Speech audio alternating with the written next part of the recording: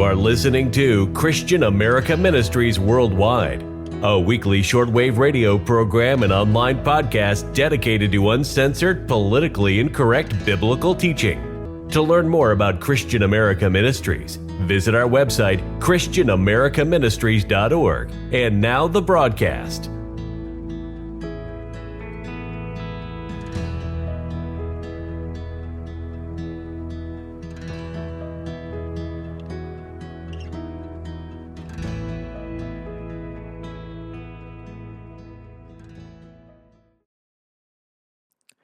Greetings in the blessed holy name of our Lord Jesus Christ. Thank you for listening to Christian America Ministries Worldwide. I'm your host, Matthew Dyer, and we're broadcasting around the world on shortwave radio and over the internet at kingdomradioonline.com, as well as our YouTube channel, Christian America Ministries on YouTube, and on Spotify and TuneIn after the fact. For those listening to us on shortwave radio this evening on WRMI, we would like to hear from you. If you can go to our website, christianamericaministries.org, that's christianamericaministries.org, and go to our contact page and send us a message and let us know how and where you're listening in the world.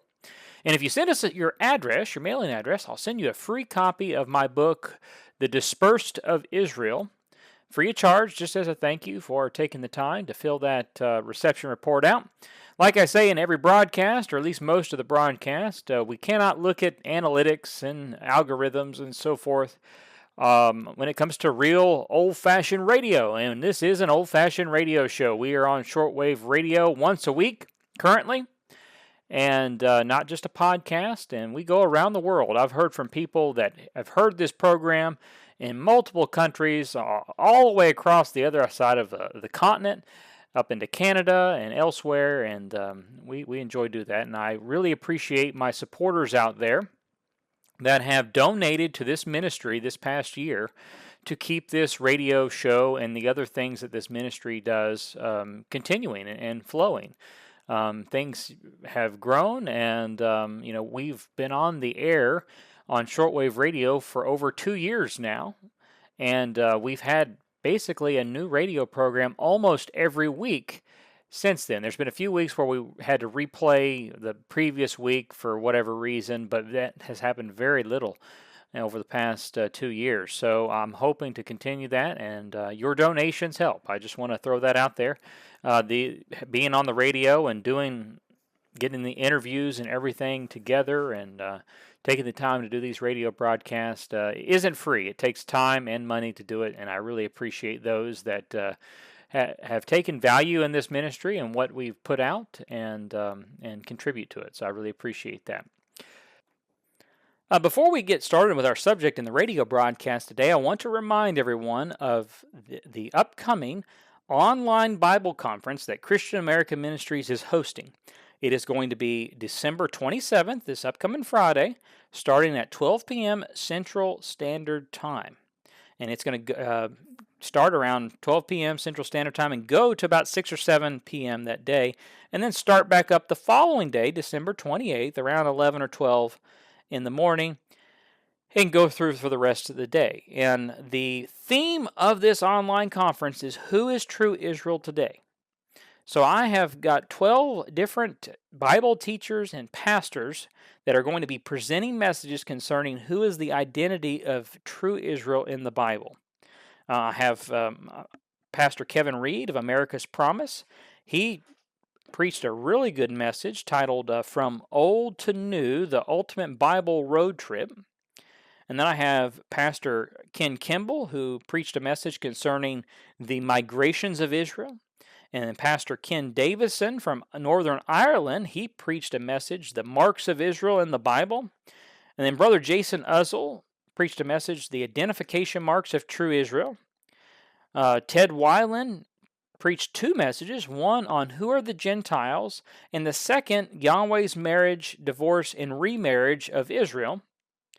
And then Pastor Joshua Lowther, he preached 2 messages, one on what is spiritual Israel, and another one titled The Answer Every Bleeding Heart White Person Wants to Know, What About Everyone Else? I think you'll enjoy that one. And then I have Pastor Charles Jennings. He preached a message titled Anglo-Israel and the Holy Spirit. And then we have Brother Carl Tester from Australia. He preached a message, The Bride, the Lamb's Wife.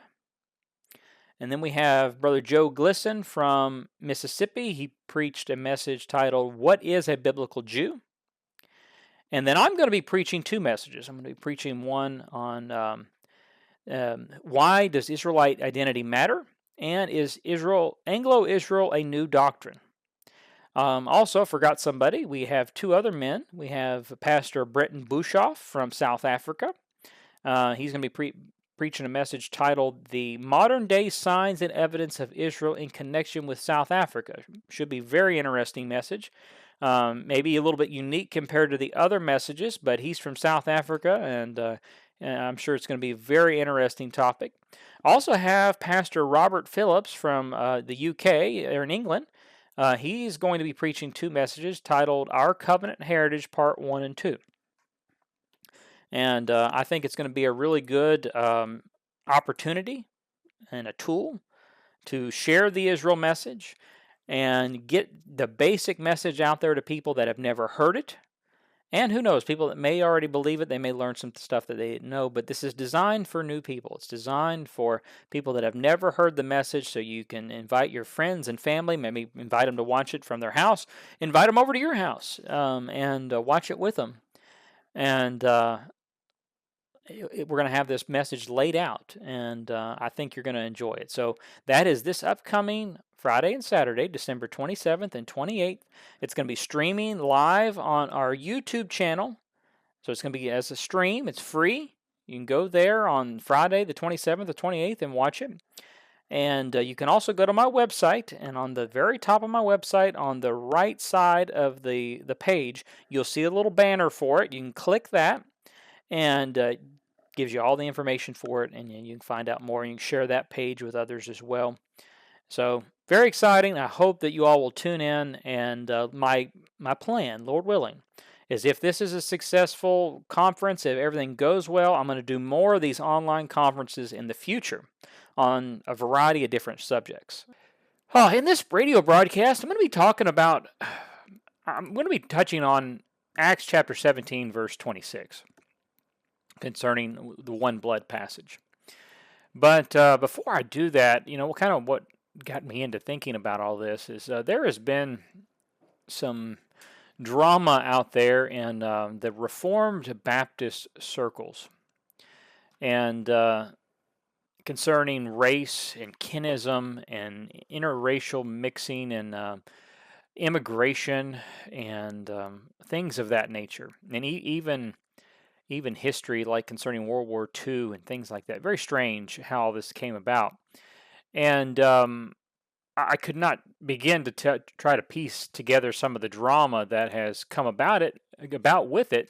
But I think it's positive for some people involved because I've listened to some podcasts and some sermons by some of the men that I would more align with in beliefs, although I don't agree with them on everything. They say some stuff concerning, our nation and nationality and the separation of kindreds, at least to a certain degree, that I'm like, oh yeah, that's a good point. Or even things concerning the Jews and the evils that they are involved in, and things in the Talmud. And it's a very strange time we're living in right now. There's something going on. Even this past week, the talk show host Candace Owens, which is a black female talk show host, I guess she has a YouTube channel or something like that, she interviewed Phil Turney with the USS Liberty, one of the survivors, which we interviewed him here on this program on the anniversary of the destruction of the USS Liberty just a couple months back. And that was surprising because, Phil Turney, he has made the rounds and been interviewed by lots of people for decades. And I think when I talked to him privately, and when I did that interview, he acknowledged that one of his first radio interviews, was with Pastor Peter J. Peters on his shortwave radio program, I guess, I don't know, late 80s, early 90s. And then he got an audience on that platform and got millions of views on his interview. Now, I don't know anything about Candace Owens, other than she's married to a white man, and she seems to be, at least in the case of the USS Liberty, she put out some material that is a forbidden fruit, which is surprising. And if you haven't listened to the interview, I would recommend it. It was a really good interview. She actually let him talk and tell his story and not interrupt him, like I've heard some people do with similar interviews. But anyway, with all that, there's some kind of rumblings going on in the background, and I don't really understand exactly what's going on. So, a couple months back, I follow some of the Reformed Baptists on Facebook and YouTube and things like that, and they put out a lot of good material. But some of them have gone over the edge. For example, like James White, which I recommend, and a lot of his material, really good material. But here lately, him and men like Doug Wilson and men of that genre, I guess you could say, have really become very Marxist in their thinking. And they've been coming out against another group of Reformed Baptists, which have questioned some of what they call the post-war narrative of World War II, which we won't get into in this broadcast, and things of the Jews. They've come out against Zionism, some of them have. And James White, Jeff Durbin, Doug Wilson, and some other people involved, let's see, in some of those men. Let's see, Jeff Durbin, James White, Joseph Boot, Tobias Rimmensinger, however, he's a German fellow. They come together and kind of, I guess, in defense or to attack some of the rumblings that's been going on that they consider anti-Semitism in the Reformed conservative Baptist circles. And they came together and they did something, or they produced something called the Antioch Declaration. And there's been tons of stuff on podcast and so forth on this subject. So if you want to look into it, you can. If you want to read the entire declaration, you can go to AntiochDeclaration.com. I'll be upfront with you. It's very hard to read. It's very poorly written. It's as best as I can tell, it is a love letter to the Jewish people to let the world know that they're not anti-Semite. It is the best I can really kind of surmise. And they also, there's notes in here and I guess hearkening back to, I guess they're trying to come out against kinism as well, because a form of kinism, which is the belief that the God did make different kindreds, different races, and that they were to be separate. And to sum it up, we've done a lot of programs on kinism, and that it's wrong, and they're supposed to be coming out against that as well. Although, like I said, this declaration is very hard to read and understand where they're coming from. Excuse me. And even some of the people that have come out, against this, like, hey, that's not right. They even acknowledge that this document, this declaration, is so poorly written and hard to understand that it's really it's very confusing. And when I read it, I was confused on some of the points. Now, some of them were a little easier to understand than others. But let me give you a taste of how some of it reads here. Let's see here. Let me find one here. This is concerning the Jewish people. It says here, and this is written like a Protestant confession, by the way, something, it's very strange. But it says here, we deny that the Jews are in any way unequally malevolent or sinful, that Judaism in its malfarous expressions is objectively more dangerous than other false religions, or that it represents an exceptional threat to Christianity and the Christian people. By nature, the Jews are objects of wrath just like the rest of us, which is condemnation enough, and are equally recipients of God's grace. Anyway, end quote. that's one of the statements in there, and there's so many things wrong with that. For example, Judaism is not equally worse than every false religion.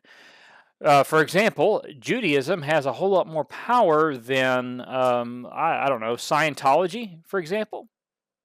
I mean, think about it. Think about how many influential Jews are in government and positions of power around the world, and how much control they have, even over theology. Look at like C.I. Scofield, for example, and the so-called Zionist movement in the early 1900s that was funded by Jews.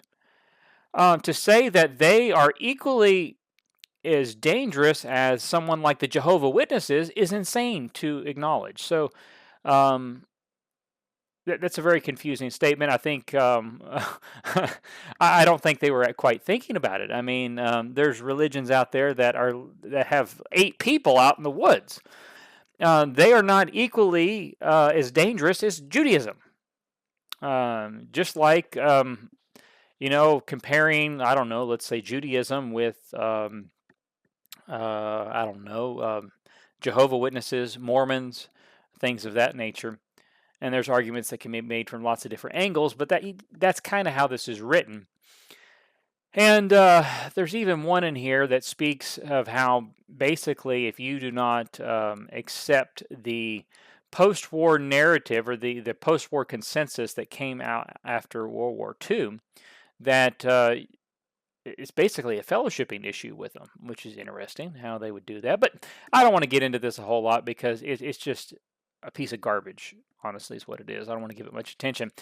But I think it's interesting to observe because in some of these Reformed Baptist circles, there is enough rumbling of kinism and anti-real, well, I have to say anti-Jewish, which is good, but anti-Christ sentiments that some of the people that are supporters of Zionism are responding with stuff like this declaration, and they're worried, and I think that's interesting. I think it's interesting to see where that will go because we have things coming out that you would have to drive 14 hours away to some conference or get a shortwave radio and listen over the shortwave 30 years ago, and you're like with the USS Liberty, you are hearing about this on YouTube, on a huge YouTube channel with millions of views, when only a short time ago you would have had to go to some obscure talk show radio show and hear them talk about it there. Which, what that all means, I really don't know. I think it's very interesting that this is happening. Now, concerning kinism, some of the people that this Antioch Declaration are attacking, I would disagree with a lot of things that they have to say concerning kinism. Many of them will acknowledge that, yes, there is different races that were, different kindreds, different peoples, and we're not to intermingle. A lot of them will go as, they will stop at, well, it's not practical, it's not a good idea to intermingle, but if it happens, it's not a sin. Now, that's where I would disagree with them. And there's even one counter declaration that came out recently. And the reason I think all this is good is it's good that it's being spoken about, because not long ago you couldn't speak about this stuff. There wasn't rumblings going on where these kind of things were being spoken about. But there was one counter declaration called the Statement on Natural Affection, a statement on racial ideologies threatening the church. And it's you can find it at natural-affections.com. I read through this. I did agree with a lot of what it said. Although towards the end, when you get into like interracial mixing, for example, this is one here. It says, I deny that it is sinful to marry someone of a different ethnicity or race, as such unions are not forbidden by Scripture and are consistent with God's design for marriage. And it gives Genesis 41:45 and Numbers 12:1-8 as an example. I completely deny that what they're denying there and say that they're completely wrong. It is a sin. It's fornication. As I've demonstrated many times on the radio program here, you can see that in Hebrews when it's speaking about Esau in his fornication of taking women of forbidden lineages. Read the book of Nehemiah and Ezra, and see what they had to say when the Israelites had taken forbidden marriages, forbidden people from forbidden kindreds, other kindreds other than their own, and what happened in that situation. Now, that wasn't because those women and those children that the Israelites had married into had a different faith and had a different religion. It had to do with who they were. And if you read in the story there, they were sent away. They were separated from the congregation of Israel. And if you read that story, the whole issue is they had fallen away from God's law. They hadn't read God's law in a while. They had been disconnected from it, very similar to how we are in America today. And when they realized what they had done, they realized how bad a shape they were in. They repented, and they repented in a way that they had to separate from those women and children.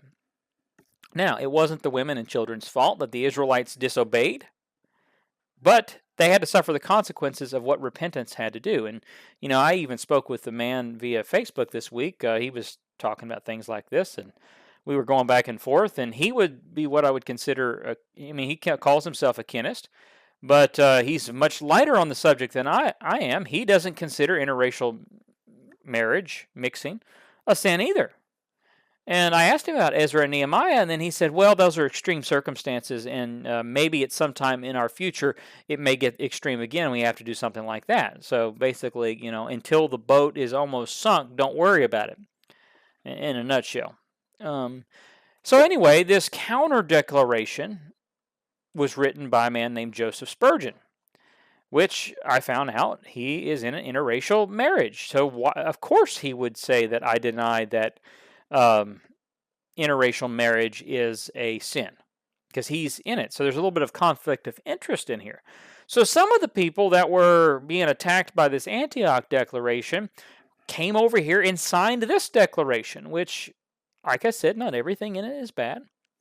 But just as one example, that one there concerning interracial mixing and marriage, they say it's not a sin. And then they later on go on to say that it's not ideal, and that, yes, there is statistics that say it's the highest divorce rate and so forth and so on.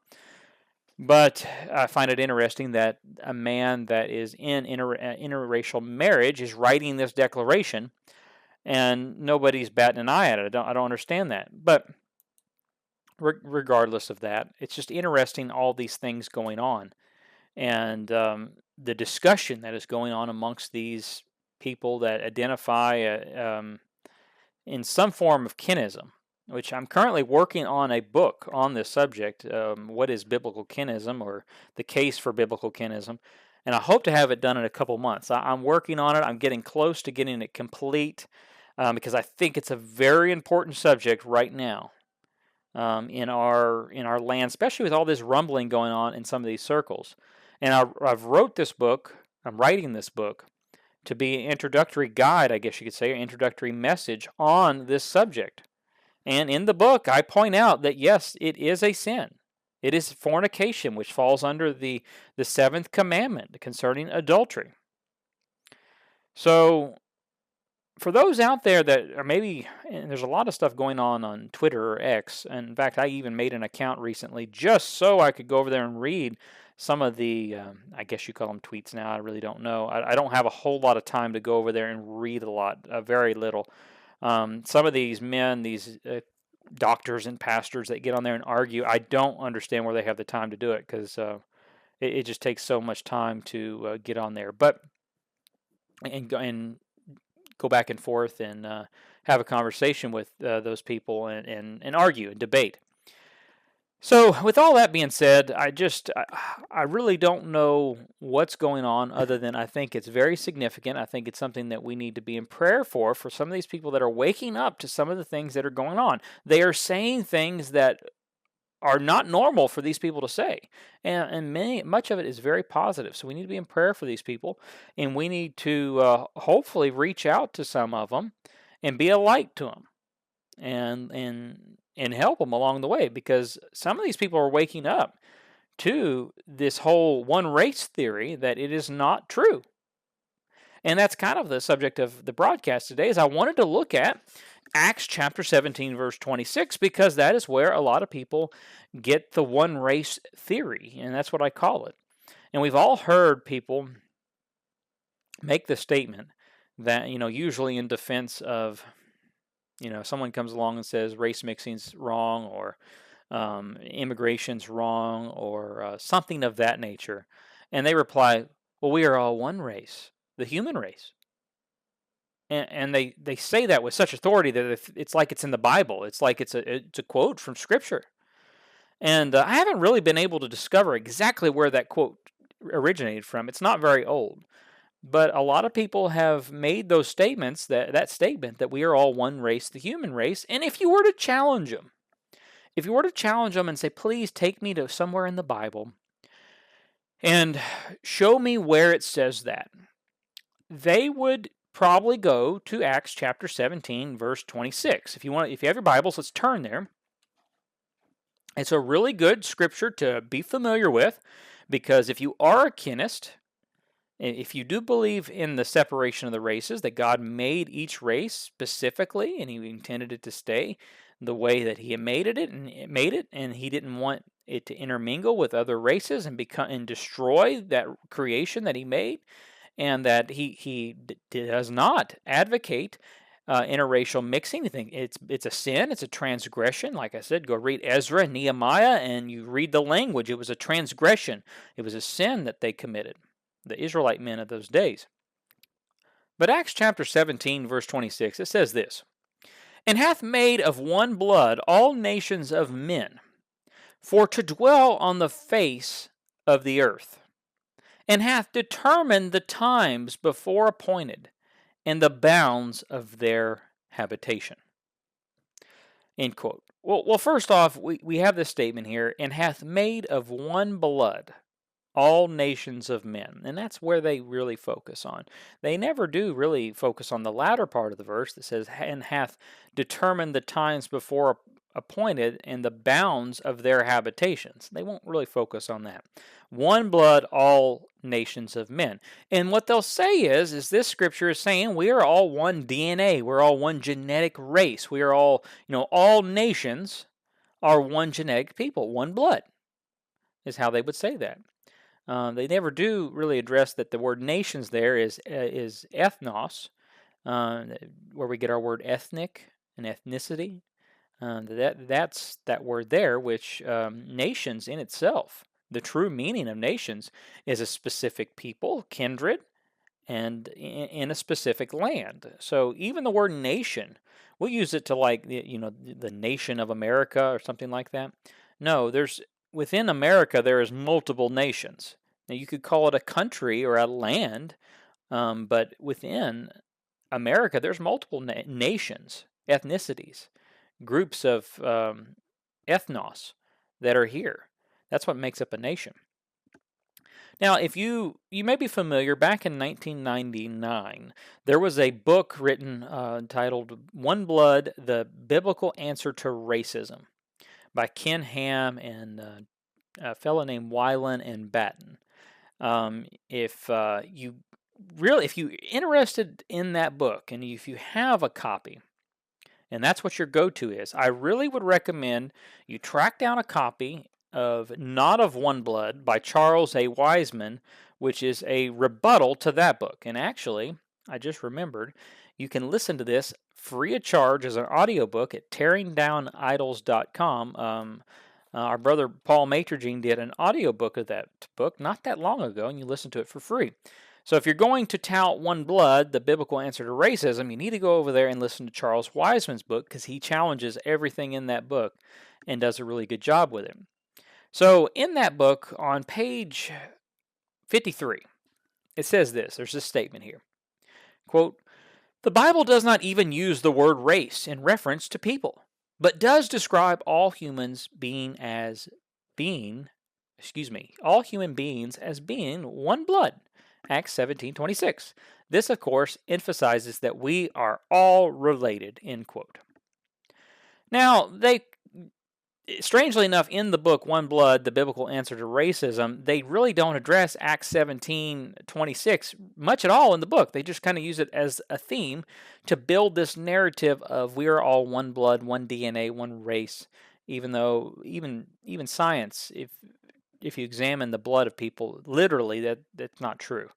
That's why you have diseases like sickle cell amongst black people, and you have other diseases that are specific to certain people of certain blood types and so forth. And even the concept of blood types that we know is a fact, that would put into question this verse here in Acts 17:26, if that's what it's speaking about. So before we get on to the one blood part, I do want to address where they say the Bible does not even use the word race in reference to people. You will hear this a lot, that people say, well, the Bible doesn't even use the word race. So there is no such thing as race. Now, that is really a stupid argument, because race is a relatively new word. And it is true, if you're using a King James Bible or a Geneva translation of that time period, you will not find the word race in there. It does not appear in those translations. But it does appear in later translations, because the English word race was a fairly new word during the 16th and 17th century and became more popular as time goes on. For example, it appears in the Brenton Septuagint translation, which was published in 1851, in, let's say, Exodus chapter 1, verse 9. It says this is the Brenton Septuagint. And he said to his nation, behold, the race of the children of Israel is a great multitude and is stronger than we. End quote. And you can go to eSword and download the Brenton Septuagint free of charge, and you can go, eSword is a Bible software, free of charge. You can download it, and you can get the Brenton Septuagint on there, and then you can go and do a word search in that, and for the word race, and you can see how often it pops up. And the funny thing is the people that often come out and say, oh, the word race doesn't even appear in the Bible, there's no such thing as race, those people are often not King James only or Geneva only or something like that. They're usually using an ESV or a New American Standard or something else, or an NIV, which is just dishonest. It's dishonest defense.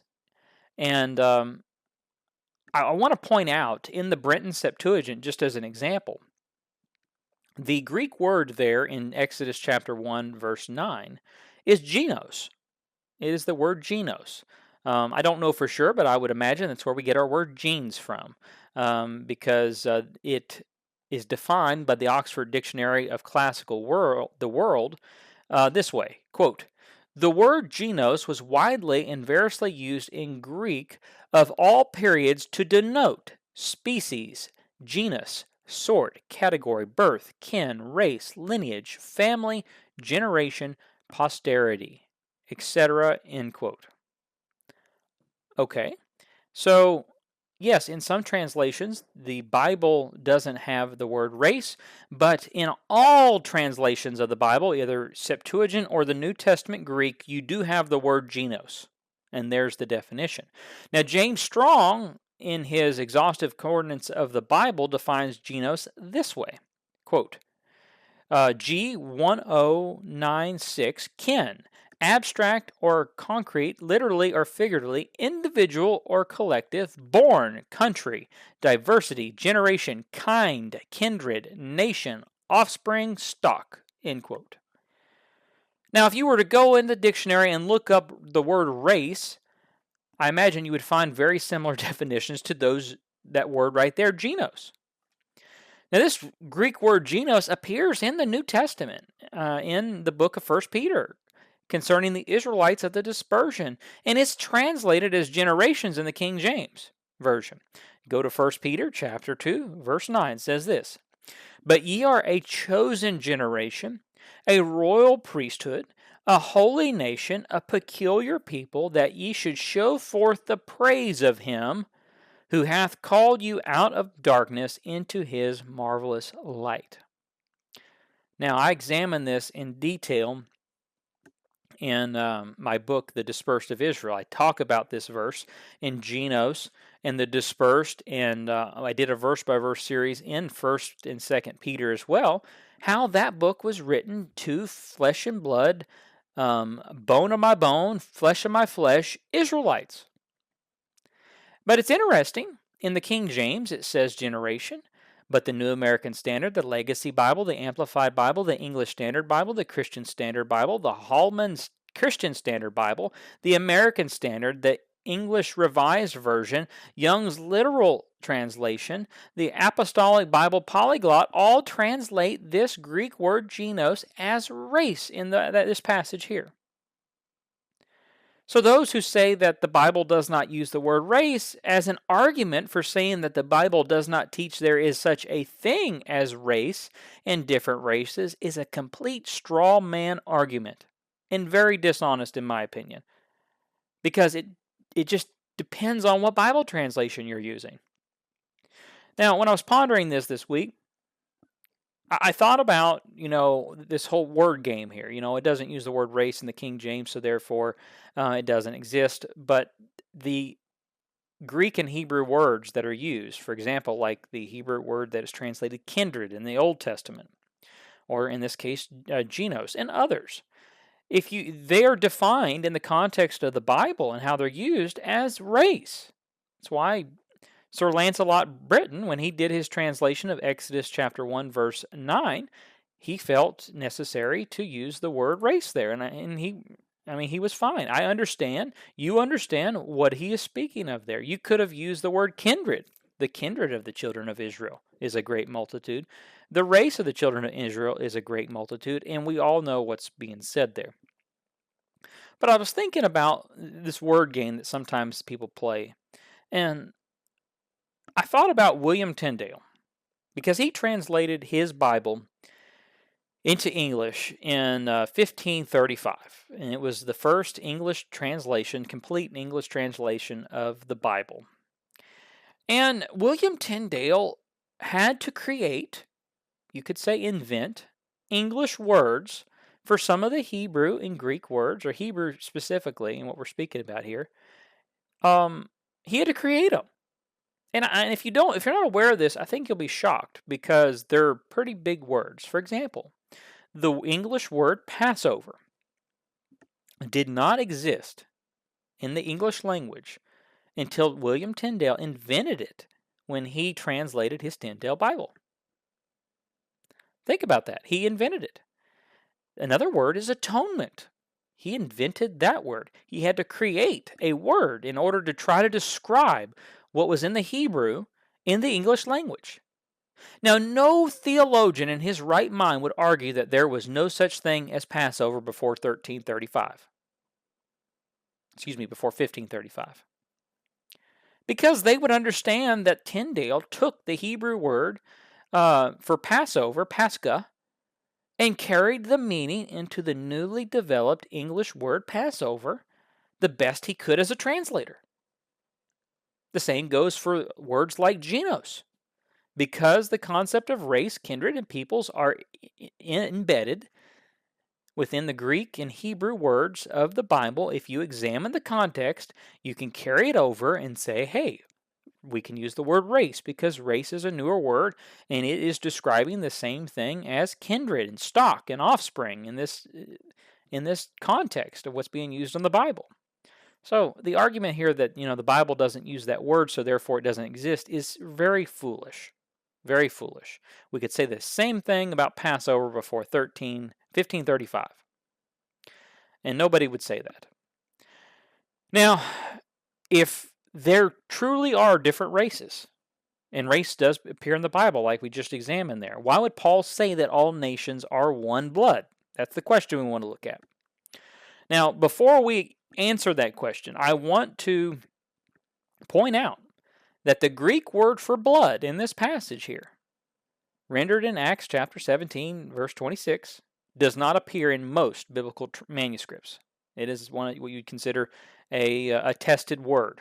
Okay, it doesn't appear, and this is why in many modern Bible translations being used by many of the people that are advocating this one blood, one race theory, in many of them, blood, it's omitted, it's taken out because it wasn't in the manuscripts. For example, the ESV, the ASB, the NIV, the NASB, and the LSB, and several others, all of them omit blood, so it just says one. And if you look at the context, I think it's speaking of Adam as the one being spoken about there. E.W. Bullinger even he stated the following. If you want to, you can look up some of his notes in his Bullinger Bible. He says this, quote, "The text omits blood. The one here means either Adam or the dust of which he was formed," end quote. So what he's saying is basically blood's omitted because it's not there in most manuscripts. And whether you agree with that or not doesn't matter. I'm going to prove it otherwise. You can leave it there if you want. But I wanted to point out that it doesn't exist. I'm not pulling the whole it's not in the Bible card, but it is interesting to know that in most manuscripts it's not there. But let's leave it there. It's fine. Because there's nothing wrong with that verse even with it there. Now, we use the word blood in the 21st century to denote race, heritage, family, lineage, and so forth. That's how we use it. Now, we may say that a person has royal blood, for example.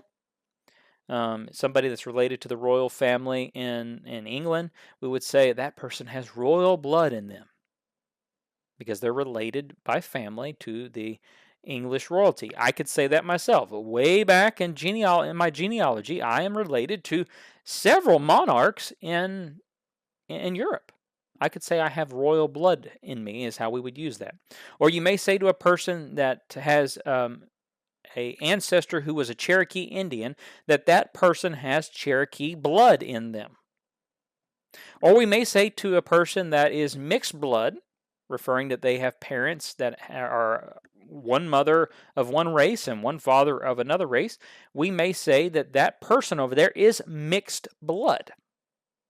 Now, we all understand that. In our English language and our culture, we use it that way all the time.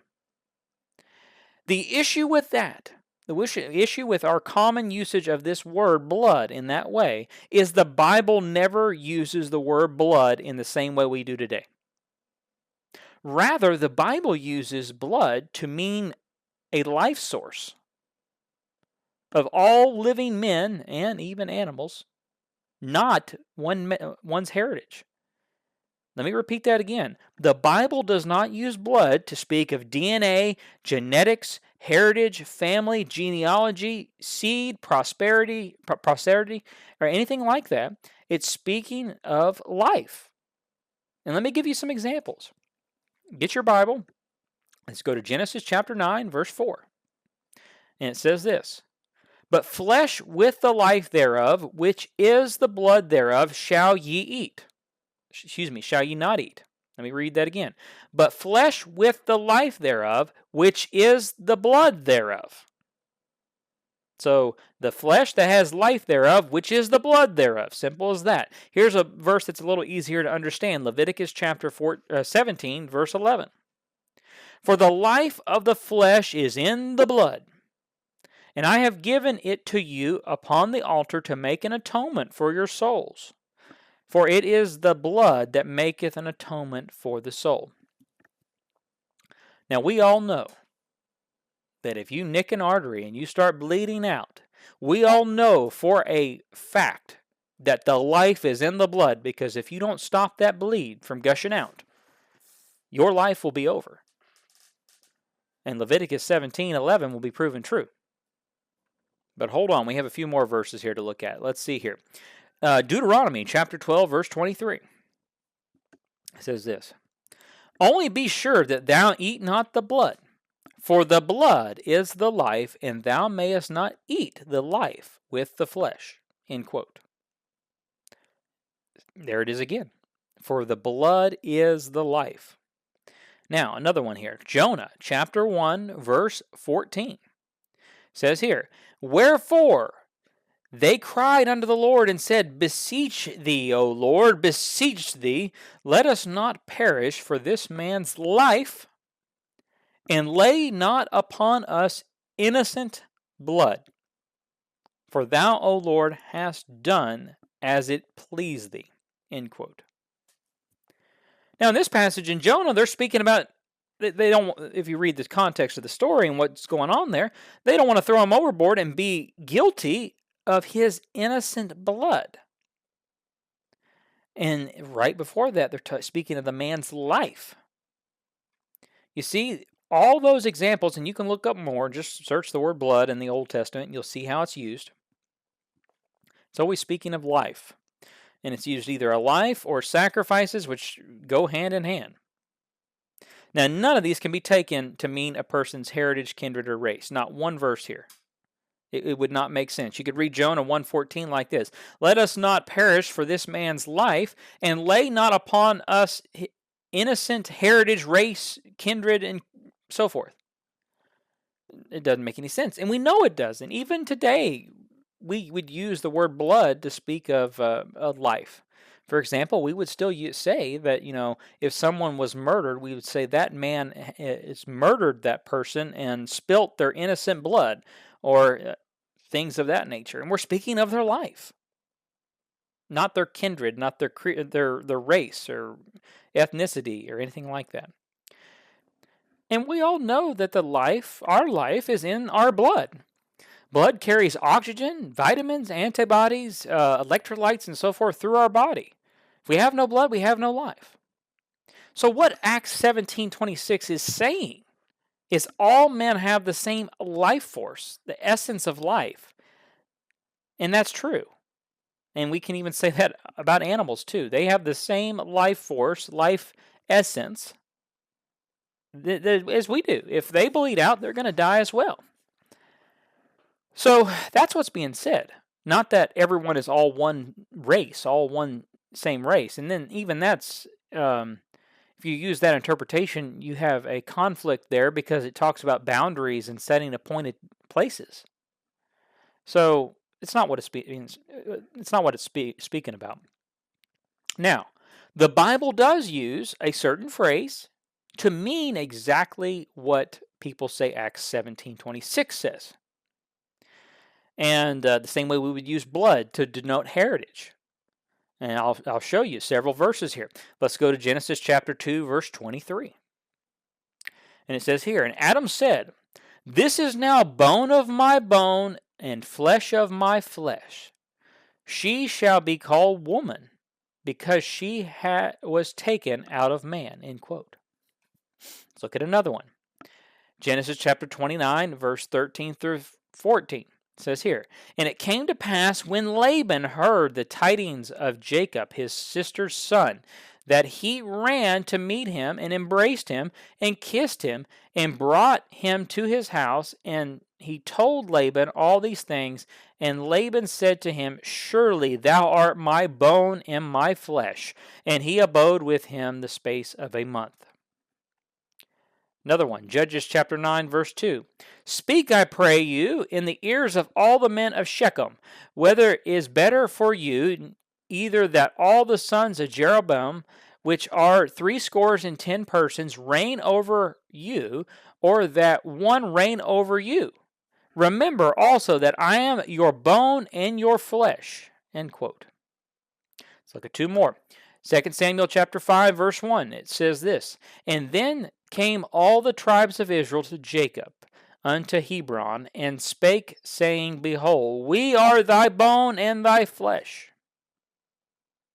And then 2 Samuel chapter 19, verse 12 says this, ye are my brethren, ye are my bone and my flesh. Wherefore then are ye the last to bring back the king. End quote. Did you all catch it? Bone and flesh. We look in Genesis chapter 2, it's speaking of Adam and Eve. They were connected, they were related. We speak in Genesis chapter 29, it's speaking of Laban being related, it's his nephew, related to Jacob. And he says, my bone and my flesh. And then in Judges, the same thing. And then in 2 Samuel, we have, ye my brethren, ye are my bones and my flesh. That is the correct term to use, speaking of a close kindred to someone. Not blood. That's not how they used it. They would have used blood to speak of life. And I haven't really pinned down exactly when we started using the word blood for this to denote heritage and kindred, but I think it was around the Middle Ages. So it's not very long ago. And that's not what's being spoken about here. So that passage in Acts chapter 17, verse 26 is speaking of life. And it's true. Every living thing on the planet, everything, has the same life essence through their blood as everyone else. And I don't mean to compare anybody to squirrels and deer, but if you bleed out a squirrel, he's going to die. If you bleed out a deer, he's going to die. If you bleed out a cow, he's going to die. If you bleed out any man, he's going to die. That's his life force. We're not talking about genetics or race in any of that. It's not that complicated. So when people use Acts 17:26 to speak of a one world race, and we're all one race, the human race, they're absolutely wrong. That's not how that phrase is used anywhere in the Bible. And they really need to do their homework more and test what they're saying with the Scriptures. Well, I appreciate everybody out there listening to Christian America Ministries Worldwide. We're going to end this broadcast a little early, and we're going to close out the hour with some music that I think you'll enjoy. I want to remind my listeners out there, if you're listening to us on Shortwave Radio, go to ChristianAmericaMinistries.org and send us a reception report via our website at our contact page, and we will be happy to send you a free copy of our booklet, The Dispersed of Israel, which I think you'll find some value in if you enjoyed this broadcast. And also, just let us know some ideas maybe for some subjects for upcoming radio broadcast in 2025. So we're working on putting our broadcast schedule together. This year has been a little shooting at the hip from time to time, so I'm trying to get ahead on that and get some things more organized.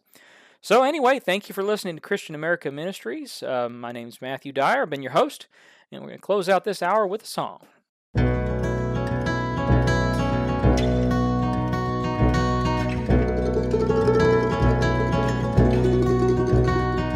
From Egypt to Canaan, God brought Israel, but the law they wouldn't keep, to the Lord they did rebel.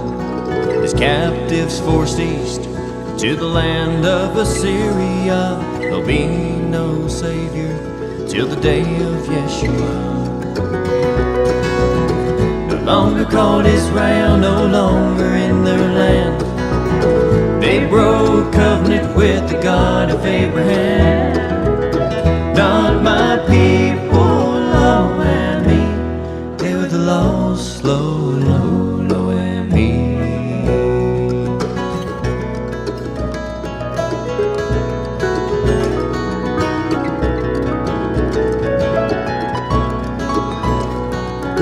Fished into Europe, across the Western Isles, once known as Israel, but now called Gentiles. The lost, lo and me, the stock of Abraham, lost till found by the Son of Man. God named them Lo and me, and westward they did roam, till Shiloh came, they wandered with no home. Not my people, Lo and me, they were the lost, lo and me.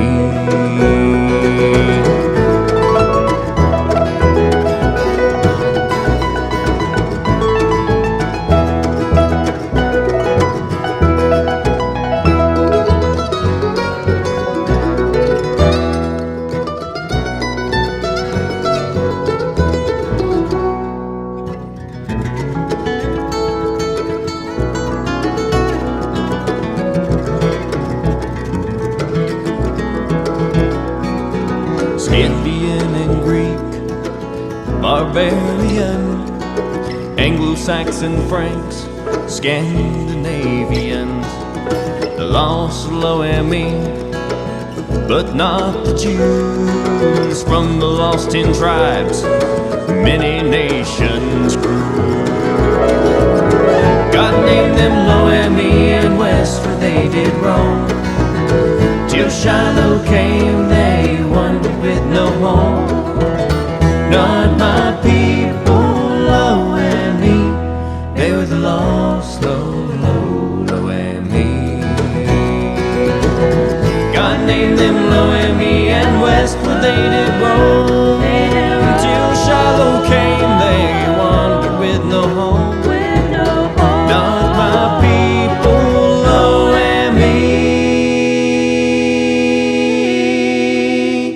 they were the lost, Lo-Ami.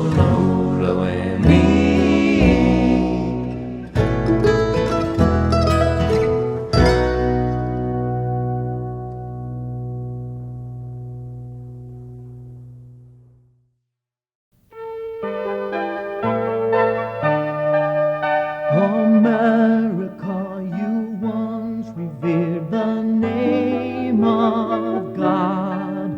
From mountain crest to valley green with grassy sod. But see how you have wandered into foreign ways, where black and white of wrong and right have blurred to grays. Reclaim America from God, O Christian race. Throw down the Antichrist from every holy place. No king but Jesus Christ, the faithful Minutemen. And so do we who claim America again. The law of God was once the law of this his land, and no offense against it was allowed to stand, till blind with pride we cast aside his sacred scheme, blaspheming we who dare to call our court supreme. Reclaim America, oh God, oh Christian race. Throw down the Antichrist from every holy place. No king but Jesus Christ, the faithful Minutemen. And so do we who claim America again. Reclaim America, oh God, oh Christian race. Throw down the Antichrist from every holy place. No king but Jesus Christ, the faithful Minutemen. And so do we who claim America again.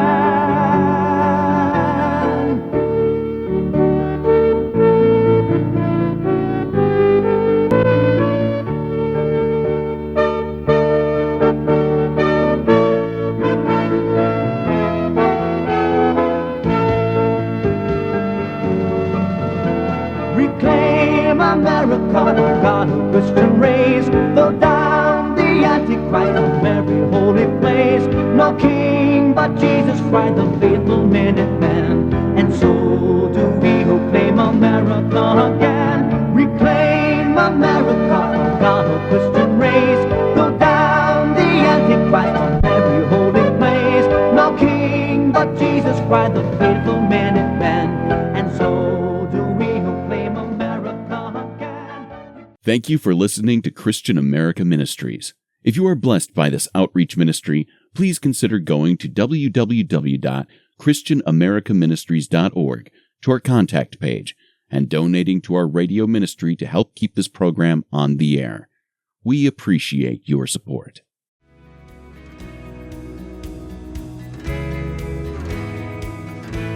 You have been listening to Christian America Ministries Worldwide.